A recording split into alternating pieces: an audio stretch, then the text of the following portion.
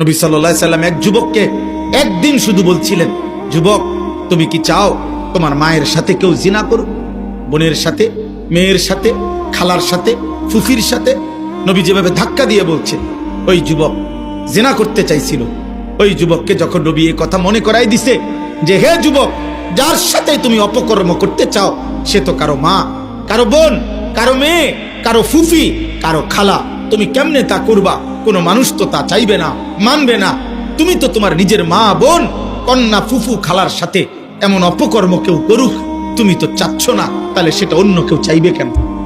তোমরা একটা ছেলে বলো আব্বা, একটা ছেলে বলো, মুসলমানের বাচ্চা যদি মায়ের দুধ খাইয়া থাকো, যদি বাবার রক্ত থাকে, মুসলমানের রক্ত তোর শরীরে যদি থাকে, মানুষের রক্ত, তাইলে তোমরা যারা নারী ছবি মোবাইলে অস্থির দৃশ্য দেখো, তোর মাকে এমন উলঙ্গ দেখুক কেউ? তোর বোনকে এমন উলঙ্গ দেখুক কেউ? তোর মেয়েকে দেখুক?